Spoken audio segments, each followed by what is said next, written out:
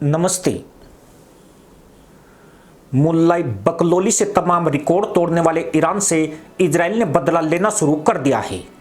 बदला भी ऐसा कि तेहरान से लेकर बेरूत और दमिश्क से यमन की राजधानी सना तक मदरसा पैदाइश में हाहाकार मच गया है। इजराइल ने सीरिया में स्ट्राइक करके 2 दर्जन से ज्यादा मुसलमान आतंकियों को हुरों की खोज में रवाना कर दिया है। वहीं बेरूत में पिछले 24 घंटे में हुई इजरायली की कार्रवाई में 40 से ज्यादा जाइल हूर मिलन पर भाग गए। दमिश्क हमले में हिजबुल्लाह चीफ मुल्ला नसरुल्लाह का दामाद भी दुनिया से आजाद होकर अब हूरों की चाह में भटक रहा है। अक्टूबर को इजराइल पर हमला करने के बाद ईरान अपना सीना ठोक रहा था। इसके बाद से इजराइल उसके पिछवाड़े तोड़ रहा है। बड़ी खबर यही है कि इजराइल ने ईरान की छाती फोड़ने का प्लान भी तैयार कर लिया है। किसी भी वक्त ईरान पर भीषण अटैक हो सकता है, लेकिन ऐसी खबर है कि इजराइल ने ईरान पर हमला करने से पहले उसे भीतर से चोट पहुंचाने की रणनीति बनाई है। यानी ईरान के अंदर से ही कुछ बड़ा खेल हो सकता है। उसके बाद इजराइल एक बड़ा अटैक ईरान पर करेगा। अमेरिका और इजराइल ने ईरान को चारों तरफ से घेर लिया है। एक तरह से ईरान पिंजरे में कैद हो गया है और इस घेराबंदी को तोड़ पाना ईरान के लिए नामुमकिन जैसा है। अमेरिका ने मध्य पूर्व में रणनीतिक ठिकानों पर अपनी सैन्य उपस्थिति बढ़ा दी है। लगभग 40,000 सैनिक, 1 दर्जन युद्धपोत और 4 लड़ाकू जेट स्क्वाड्रन वहां तैनात किए गए हैं। मध्य पूर्व में अमेरिकी युद्धपोतों में से 3 युद्धपोत ओमान की खाड़ी में हैं, जबकि 2 सबमरीन लाल सागर में तैनात है।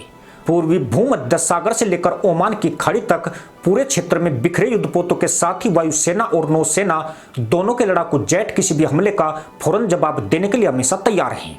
ईरान के खतरे को देखते हुए अमेरिकी थर्ड डिफेंस सिस्टम भी ओमान की खाड़ी में मौजूद है।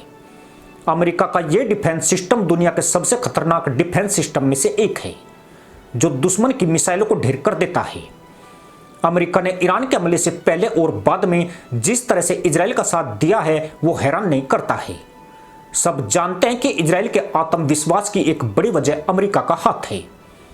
मिडिल ईस्ट में अमेरिका चारों तरफ है, इसलिए ईरान पर पलटवार करना हो या फिर उस पर हमला करना हो, अमेरिका की मौजूदगी युद्ध का रुख बदलने के लिए काफी है।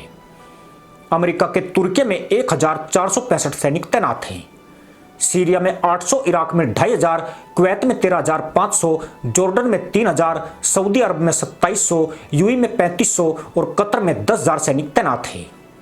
अमेरिका पहले से ही ईरान पर हमले की तैयारियों में जुटा है। इसी प्लानिंग के तहत ईरान की घेराबंदी की गई है। अमेरिका दिखावे के तौर पर जरूर कह रहा है कि इजराइल को ईरान के परमाणु ठिकानों पर हमला करने की अनुमति नहीं दी जाएगी, लेकिन फसाद की असली जड़ यही परमाणु फैसिलिटी है।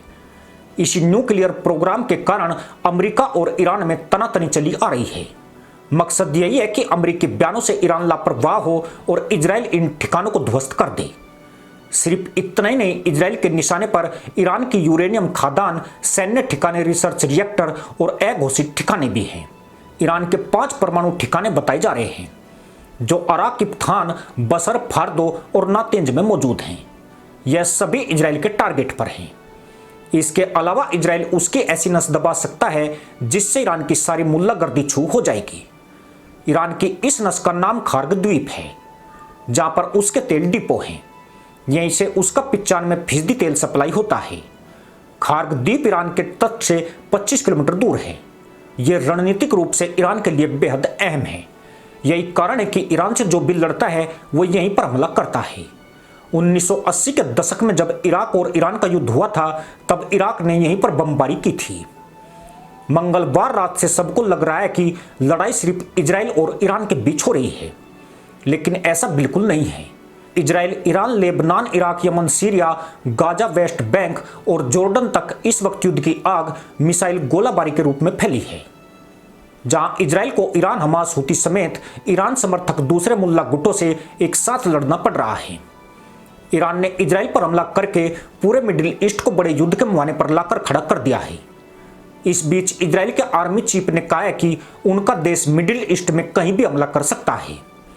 यह बयान इसलिए भी बहुत अहम है क्योंकि मंगलवार रात ईरान के अटैक के बाद से अब तक इजराइल ने ईरान को कोई सीधा जवाब नहीं दिया है, लेकिन इसके बाद एक बड़े युद्ध की आशंका जरूर बढ़ गई है। खास बात यह है कि अमेरिका और विकसित देशों के समूह G7 ने इजराइल को ईरान पर हमला करने की छूट दे दी है। इसका मतलब साफ है कि इजराइल की ओर से ईरान पर भयानक पलटवार होने वाला है। इसी डर से सिर्फ ईरानी मुल्ला ही नहीं बल्कि पिछवाड़ा भिड़ाकर इंशाल्लाह बोलने वाले अब्दुल्ला भी थर-थर कांप रहे हैं। पिछली 2 रात से ईरानी मुल्ला सो तक नहीं पाए हैं। सड़कों पर सन्नाटे पसरे हुए हैं और घरों की लाइटें ऑफ करके रातें काटी जा रही हैं। ईरान के सामने बड़ी चुनौती यही है कि इजराइल की तरह उसके पास मजबूत वायु रक्षा प्रणाली नहीं है। इजराइल के अटैक को रोक पाना उसके लिए बहुत मुश्किल है।